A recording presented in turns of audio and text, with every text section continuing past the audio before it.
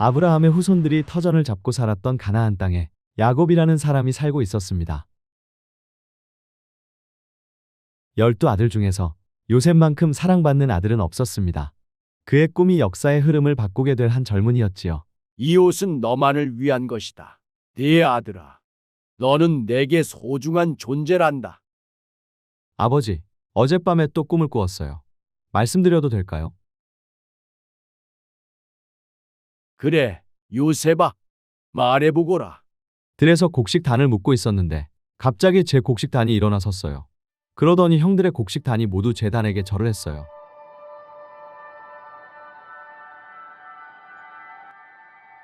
그래서 이 꿈꾸는 놈이 우리가 자기에게 절할 거라고 생각하는 거군. 이놈의 거만함이 날이 갈수록 심해지고 있어. 요셉의 형들은 점점 그를 미워하게 되었습니다. 요셉은 또 다른 꿈을 꾸었습니다. 이번에는 해와 달과 11개의 별이 저에게 절을 했어요. 이 꿈은 형들의 질투와 미움을 더욱 키웠습니다. 하지만 야곱은 그 말을 간직해 두었습니다. 화려한 색동옷, 아버지의 편애, 그리고 이제는 자신들을 다스린다는 꿈까지 더 이상 견딜 수 없었던 것입니다.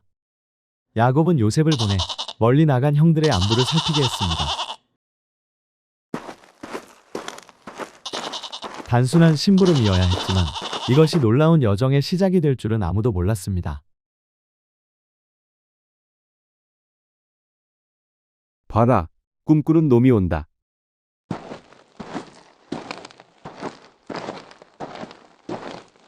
저놈을 죽여서 구덩이에 던져버리자.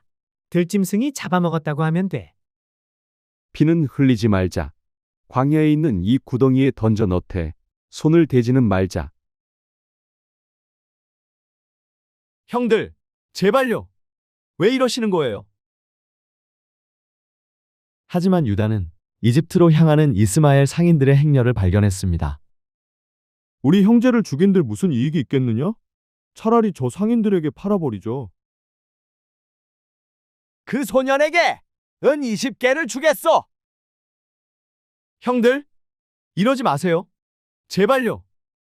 형들은 요셉의 옷에 염소 피를 묻혀 아버지에게 비참한 소식을 전했습니다. 우리가 이것을 발견했습니다. 알아보시겠습니까? 내 아들의 옷이구나. 맹수가 그를 잡아먹었구나. 요셉이 분명히 찢겨 죽었구나. 야곱이 사랑하는 아들을 위해 울고 있는 동안 요셉은 이집트의 노예 시장에서 팔려가고 있었습니다. 피라미드와 파라오, 신비한 신들의 땅에서 말이죠. 이스라엘의 총애받던 아들이 한낱 물건이 되어 익숙한 모든 것들로부터 멀어져 갔습니다. 이 히브리인은 건장해 보이는군. 데려가겠소. 파라오의 근위대장 보디발이 요셉을 자신의 집안을 위해 샀습니다. 그런데 놀라운 일이 일어났습니다. 요셉이 가는 곳마다 성공이 따랐던 것입니다. 하나님께서 요셉과 함께 하시니 그가 형통한 자가 되었습니다. 보디발은 하나님께서 요셉이 하는 모든 일에 복을 주시는 것을 보았습니다. 이 히브리인에게는 특별한 지혜가 있어. 우리 집안의 모든 일을 그에게 맡기겠소. 고향을 떠난 후 처음으로 요셉은 평안을 찾았습니다. 하지만 그의 정직함이 상상도 못한 방식으로 시험받게 될 것이었습니다. 요셉, 당신은 정말 잘생겼어요. 와서 나와 함께 누워요. 주인님께서 이 집의 모든 것을 저에게 맡기셨습니다. 어찌 이런 큰 악을 행하여 하나님께 죄를 지을 수 있겠습니까? 와서 나와 함께 누워요. 요셉, 아무도 모를 거예요. 제가 알 것이고 하나님께서 아실 것입니다.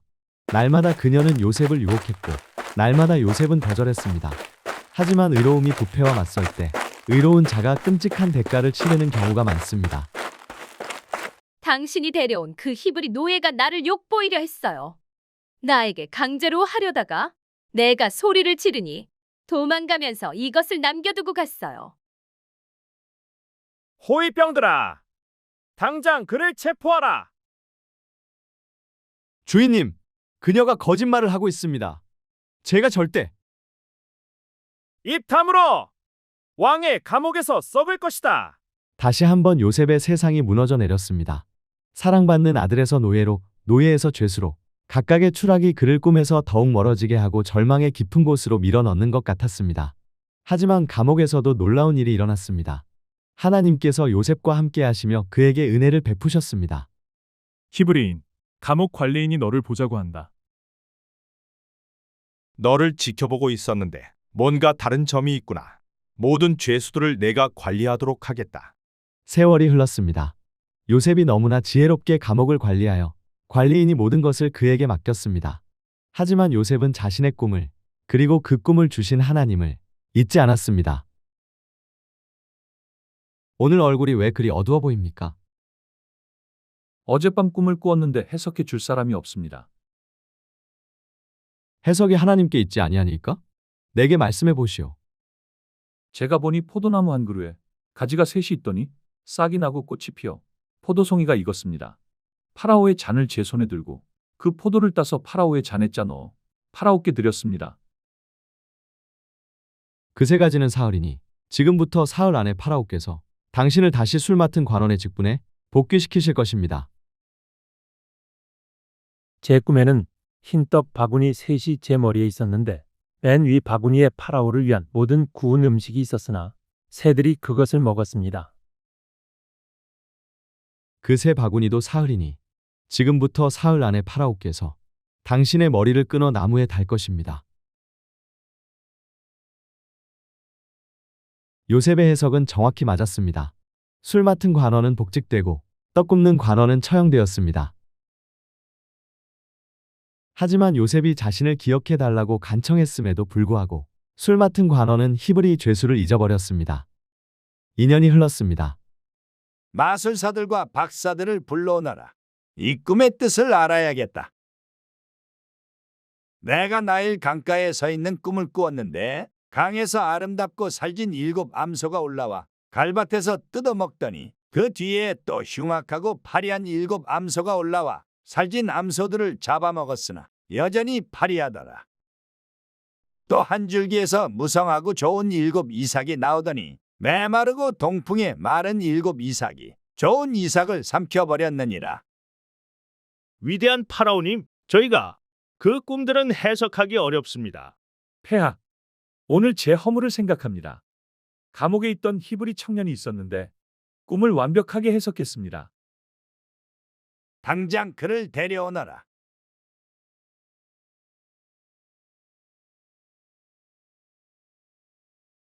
내가 듣기로는 내가 꿈을 해석할 수 있다고 하더라. 제게 있는 것이 아니요, 파라오님. 하나님께서 파라오님께 평안한 대답을 주실 것입니다. 내 꿈에서 7 살진 암소가 7 파리한 암소에게 잡혀 먹혔고 7 좋은 이삭이 7 마른 이삭에게 삼켜졌느니라. 하나님께서 그가 하실 일을 파라오께 보이신 것입니다. 7 좋은 암소와 7 좋은 이삭은 이집트 온 땅에 7해 풍년을 나타냅니다. 7 파리한 암소와 7 마른 이삭은 그 후에 올 7해 흉년을 나타냅니다. 그럼 어떻게 해야 하느냐? 파라오께서 명철하고 지혜 있는 사람을 택하여 풍년 기간 동안 이 땅을 다스리게 하시고 7해 풍년 동안 모든 성읍에 곡식을 저장하소서. 그러면 흉년이 와도 이집트가 살아남을 것입니다. 파라오는 놀랐습니다. 이것은 그의 어떤 참모들도 제시하지 못했던 지혜였습니다. 이와 같이 하나님의 영이 감동한 사람을 우리가 찾을 수 있으리요? 하나님이 이 모든 것을 내게 보이셨으니 너와 같이 명철하고 지혜 있는 자가 없도다. 너는 내 집을 다스리라. 내 백성이 다 내 명령에 복종하리라. 보라, 내가 너를 애굽 온 땅에 통치자로 세우노라. 30살의 요셉은 노예였던, 죄수였던, 잊혀진 사람이었던 이집트에서 두 번째로 권력 있는 사람이 되었습니다. 지도자가 되기를 꿈꾸었던 소년이 진정 지도자가 된 것입니다. 요셉이 예언한 대로 7년 풍년 후에 심한 기근이 왔습니다. 하지만 이집트는 준비되어 있었습니다. 심한 기근은 요셉의 고향 가나안도 예외는 아니었습니다. 야곱의 집안도 위기였어요. 늙은 아버지 야곱은 아들들을 불러 모았습니다. 얘들아, 들었니? 이집트에는 곡식이 있다던데 여기 앉아서 서로 쳐다만 보고 있을 거야. 당장 이집트로 가서 곡식을 사와. 10명의 형들이 길을 떠났습니다. 막내 베냐민만 빼고요. 야곱은 요셉을 잃은 아픔이 아직도 생생했기에 사랑하는 막내만큼은 곁에 두고 싶었거든요. 긴 여정 끝에 형들은 이집트에 도착했습니다. 곡식을 사려면 이집트 총리의 허락을 받아야 했죠. 그들은 화려한 궁전 앞에서 떨리는 마음으로 기다렸어요. 총리님께서 지금 보시겠답니다. 그리고 총리가 나타났습니다. 형들은 땅에 엎드려 절했어요. 이집트의 고관 앞에서 당연한 예의였죠. 하지만 그들은 몰랐습니다. 눈앞에 이 권력자가 바로 20년 전 자신들이 구덩이에 버렸던 그 소년이라는 것을요. 형들이다. 내 형들이야. 하지만 나를 전혀 알아보지 못하는구나. 요셉은 이집트 옷을 입고 있었어요. 게다가 통역관을 통해서만 말했죠. 17살 소년은 이제 39살의 당당한 총리가 되어 있었습니다. 요셉은 일부러 그들에게 거칠게 굴었어요. 너희가 어디서 왔느냐? 가나안 땅에서 왔나이다, 주인님. 양식을 사러 왔나이다. 너희는 정탐꾼이다. 우리 땅의 허술한 곳을 보러 온 것이다. 아니옵니다, 주인님. 우리는 정직한 사람들이며 원래 형제가 12이었으나 막내는 아버지와 함께 집에 있고 또 하나는 없어졌나이다. 또 하나는 없어졌나이다. 그 말이 깊이 가슴을 찔렀습니다. 요셉은 방을 나가 울어야 했습니다. 요셉은 형들을 3일 동안 가뒀어요. 그리고 제안을 했습니다. 너희의 정직함을 시험하겠다. 너희 중 하나는 감옥에 머물고 나머지는 집으로 돌아가거라. 너희 말이 참인지 증명하려면 막내 형제를 데려오너라. 우리가 요셉에게 행한 일로 인해 벌을 받는 것이 틀림없다. 그가 우리에게 애걸했을 때 그 고통을 보았으면서도 듣지 않았다. 내가 그 아이를 해치지 말라고 하지 않았느냐? 그런데 너희가 듣지 않더니 결국 둘째 형 시므온이 인질로 남고 나머지는 곡식을 가지고 떠났습니다. 요셉은 몰래 그들이 가져온 돈을 각자의 자루에 다시 넣어줬어요. 집에 돌아온 형들은 야곱에게 모든 일을 이야기했어요. 그리고 자루를 열었을 때 깜짝 놀랐죠. 자신들이 낸 돈이 그대로 들어있는 거예요. 이게 어떻게 된 거지? 우리를 도둑으로 몰려는 건가? 요셉도 없고 시므온도 없는데 이제 베냐민마저 빼앗아가려 하다니. 이 모든 재앙이 다 나한테로 오는구나. 야곱은 완강했어요. 베냐민을 절대 보내지 않겠다고요. 하지만 곡식은 금방 떨어졌고 기근은 계속되었습니다. 아버지, 제가 베냐민의 담보가 되겠습니다. 제 목숨으로 책임지겠습니다. 만약 베냐민에게 무슨 일이 생기면 평생 그 죄를 짊어지겠습니다. 넷째 아들 유다의 간절한 설득에 야곱은 마침내 허락했어요. 선물도 잔뜩 준비했죠. 유향, 꿀, 향품, 몰약, 유향나무 열매, 감복숭아, 그리고 2배의 돈까지. 형들은 베냐민과 함께 다시 이집트로 향했습니다. 요셉은 베냐민을 보자마자 감정이 북받쳤어요. 20년 만에 보는 친동생. 그때 어린아이였던 베냐민이 이제 청년이 되어 있었습니다. 요셉은 집사에게 명령했어요. 이 사람들을 내 집으로 안내하라. 오늘 함께 식사할 것이다. 왜 우리를 집으로 데려가는 거지? 혹시 지난번 돈 때문에 우리를 노예로 만들려는 건 아닐까? 하지만 그들의 걱정은 기우였어요. 요셉의 집에는 푸짐한 식사가 준비되어 있었고 시므온도 무사히 풀려났습니다. 식사 시간, 요셉은 형들을 놀라게 할 일을 했어요. 그들을 나이 순서대로 정확하게 앉힌 겁니다. 이 사람이 어떻게 우리 나이 순서를 다 알지? 그리고 베냐민에게는 다른 형들보다 5배나 많은 음식을 주었어요. 요셉은 형들을 시험하고 있었습니다. 형들이 예전처럼 동생을 질투할까? 아니면 변했을까? 하지만 형들은 베냐민을 질투하지 않았어요. 오히려 함께 기뻐했죠. 다음 날 아침, 형들은 기쁜 마음으로 짐을 싸서 떠날 준비를 했어요. 곡식도 샀고 시므온도 데려왔으니까요. 하지만 요셉에게는 마지막 계획이 하나 더 있었습니다. 요셉은 집사에게 몰래 명령했어요. 내 은잔을 막내의 자루에 넣어라. 형들이 성문을 막 나섰을 때 요셉의 집사가 추격해왔습니다. 설아, 너희가 어찌 은혜를 악으로 갚느냐? 내 주인의 은잔을 훔쳤구나. 무슨 말씀이십니까? 저희는 절대 그런 적 없습니다.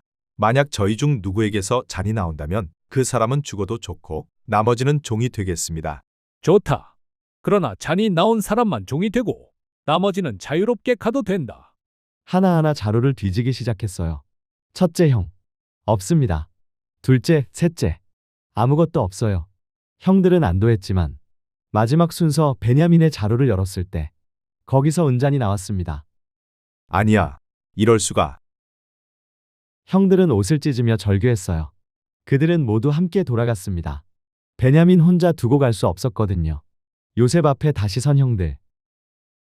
그 잔이 발견된 자는 내 종이 될 것이다. 나머지는 아버지에게 평안히 돌아가거라. 이 잔이 그 젊은이의 곡식 자루에서 발견되었습니다. 이 사람이 너희 막내 형제냐?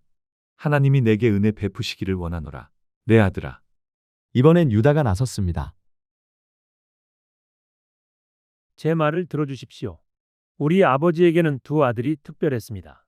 어머니가 낳은 두 아들이죠. 한 아들은 이미 죽었습니다. 들짐승에게 찢겨 죽었다고 합니다. 이제 이 아이만이 남았습니다. 아버지는 이 아이를 보내지 않으려 했지만 제가 제 목숨으로 보증을 섰습니다. 만약 이 아이 없이 돌아간다면 아버지는 그 슬픔을 이기지 못하고 돌아가실 겁니다. 그러니 제발 이 아이 대신 저를 종으로 삼아 주십시오. 저는 아버지 앞에 어떻게 갑니까? 제가 그 슬픔을 참아볼 수 없습니다. 유다는 울고 있었어요. 진심으로 동생을 지키려 했고 아버지의 아픔을 생각하고 있었습니다. 예전에 요셉을 노예로 팔자고 제안했던 바로 그 유다가 이제는 동생을 위해 자신의 목숨을 내놓겠다고 말하고 있었어요. 요셉은 더 이상 참을 수 없었습니다. 모든 사람을 나가게 하라. 이 사람들 외에는. 나는 요셉이다. 우리 아버지가 아직 살아계시느냐? 형들은 얼어붙었어요. 눈앞에 이집트 총리가 요셉이라고요? 가까이 오시오. 나는 당신들의 형제 요셉이니 당신들이 애굽의 판자니라. 형들은 너무 놀라고 두려워서 말 한마디 할 수 없었어요. 우리가 한 짓을 생각하면 이제 끝났구나. 하지만 요셉이 한 말은 예상과 완전히 달랐습니다. 당신들이 나를 이곳에 판 것을 근심하여 하지 마소서. 자책하지 마소서. 하나님이 생명을 구원하시려고 나를 당신들보다 먼저 보내셨나이다. 기근이 벌써 2년째인데 앞으로 5년은 더 갈 겁니다. 하나님께서 큰 구원으로 당신들의 생명을 보존하려고 나를 먼저 보내신 거예요. 그러니까 나를 이곳에 보낸 것은 형님들이 아니라 하나님이십니다. 요셉, 우리는 내가 죽은 줄 알았다. 상상해 보세요. 여러분이 요셉이라면 어땠을까요? 복수할 수 있는 완벽한 기회였어요. 권력도 있고 형들은 무력하고 아무도 그를 막을 수 없었죠. 하지만 요셉은 그들을 용서했습니다. 그것도 그냥 용서가 아니라 모든 일에 하나님의 계획이 있었다고 말했어요. 어서 아버지께 가서 전하세요. 하나님께서 나를 온 이집트의 주인으로 삼으셨다고. 어서 내게로 내려오시라고요. 요셉은 막내 베냐민을 끌어안고 울었어요. 베냐민도 형의 목을 안고 울었죠. 그리고 모든 형들과 입맞추고 울었습니다. 그제야 형들은 마음을 열고 요셉과 이야기할 수 있었어요. 소식은 바로의 궁전까지 퍼졌습니다. 요셉의 형제들이 왔다고? 좋구나. 요셉, 내 가족 모두를 이집트로 데려오너라. 내가 이집트에 가장 좋은 땅을 주겠다. 짐승도 모든 것도 두고 오너라. 이집트에 좋은 것이 다 내 것이니라. 형들은 수레와 선물을 가득 싣고 가나안으로 돌아갔어요. 야곱에게 달려가 외쳤습니다. 아버지, 요셉이 살아있습니다. 요셉이 이집트의 총리가 되었습니다. 야곱은 멍해졌어요. 믿을 수 없었죠. 너무 큰 충격이었나 봐요. 하지만 형들이 요셉이 한 말을 모두 전하고 요셉이 보낸 수레를 보았을 때 됐어. 네 아들 요셉이 살아있구나. 죽기 전에 가서 그를 봐야겠다. 야곱은 130살이었지만 아들을 보기 위해 여행길에 올랐어요. 가족과 재산을 모두 챙겨서요. 브엘세바에 이르렀을 때 야곱은 제단을 쌓고 하나님께 제사를 드렸습니다. 그날 밤 하나님께서 야곱에게 나타나셨어요.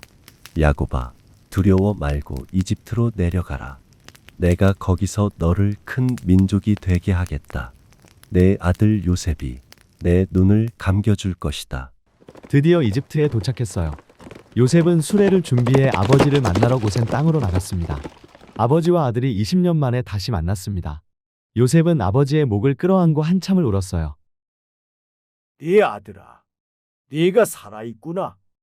내 얼굴을 보았으니 이제 평안히 죽을 수 있겠다. 요셉은 가족을 바로에게 소개했고 바로는 약속대로 이집트의 가장 좋은 땅인 고센을 주었습니다. 야곱의 가족, 총 70명이 이집트에 정착했어요. 이것이 나중에 이스라엘 민족이 되는 시작이었습니다. 야곱은 이집트에서 17년을 더 살았어요. 147세가 되었을 때 죽음이 가까워진 걸 느꼈죠. 야곱은 요셉의 두 아들 므낫세와 에브라임을 축복했어요. 그리고 12아들을 모두 불러 마지막 축복과 예언을 했습니다. 유다야, 내 형제들이 너를 찬송할 것이다. 왕권이 유다를 떠나지 않을 것이며 통치자의 지팡이가 그 발 사이를 떠나지 않을 것이다. 야곱의 이 예언은 나중에 다윗 왕과 그 후손으로 오실 메시아를 가리키는 것이었어요. 야곱은 아들들에게 마지막 부탁을 했습니다. 나를 이집트에 묻지 말고 조상들이 묻힌 가나안 땅 막벨라 굴에 묻어다오. 야곱이 숨을 거두자 요셉은 아버지의 얼굴에 엎드려 울며 입맞췄어요. 이집트 사람들은 70일 동안 애곡했고 요셉은 아버지를 가나안으로 모시고 가서 약속대로 장사 지냈습니다. 아버지의 장례를 마치고 돌아온 후 형들은 걱정이 되기 시작했어요. 혹시 요셉이 아버지가 살아계실 때만 참았던 건 아닐까? 이제 우리에게 복수하려는 건 아닐까? 그들은 요셉에게 사람을 보내 말했어요. 당신의 아버지께서 돌아가시기 전에 명령하셨습니다. 요셉에게 말하라. 내 형들의 죄와 악행을 용서하라고 하셨습니다. 요셉은 이 말을 듣고 울었어요. 형들이 아직도 자신을 두려워한다는 게 슬펐던 거죠. 형들이 직접 와서 요셉 앞에 엎드렸습니다. 우리가 당신의 종이 되겠습니다. 두려워하지 마세요. 내가 하나님을 대신하겠습니까? 당신들은 나를 해하려 했지만 하나님은 그것을 선으로 바꾸셨습니다. 많은 백성의 생명을 구원하려 하신 거예요. 그러니 두려워 마세요. 내가 당신들과 당신들의 자녀를 돌보겠습니다. 요셉은 다시 한번 그들을 위로했어요. 완전한 용서, 진정한 화해였습니다. 요셉은 110세까지 살았어요. 자녀와 손자들을 보며 행복한 삶을 살았죠. 죽기 전 요셉은 형제들에게 마지막 말을 남겼습니다. 나는 곧 죽을 것입니다. 그러나 하나님께서 반드시 당신들을 돌보시고 이 땅에서 인도하여 아브라함과 이삭과 야곱에게 맹세하신 땅으로 데려가실 것입니다. 그때 내 뼈를 여기서 가지고 올라가십시오. 요셉은 110세에 세상을 떠났고 이집트에서 향유로 처리되어 관에 안치되었습니다. 수백 년 후 모세가 이스라엘 백성을 이끌고 이집트를 떠날 때 요셉의 뼈를 함께 가져갔어요. 그리고 약속의 땅 가나안에 묻었죠. 요셉의 마지막 소원까지 이루어진 거예요. 여러분, 이 이야기에서 무엇을 보셨나요? 형제들의 질투와 배신으로 시작된 이야기가 용서와 화해로 끝났어요. 요셉은 2번이나 형들을 용서할 기회를 가졌습니다. 그리고 2번 모두 진심으로 용서했죠. 그는 과거에 묶여있지 않았어요. 대신 모든 일에 하나님의 계획이 있다고 믿었습니다. 당신들은 나를 해하려 했지만 하나님은 그것을 선으로 바꾸셨다는 그의 말처럼요. 진정한 용서는 상처를 잊는 게 아니라 그 상처를 통해 더 큰 이야기를 보는 거예요. 우리 삶에도 이해할 수 없는 고통과 배신이 있을 수 있어요. 하지만 요셉의 이야기는 이렇게 말합니다. 가장 어두운 순간에도 하나님은 일하고 계시고 언젠가는 그 의미를 알게 될 거라고요.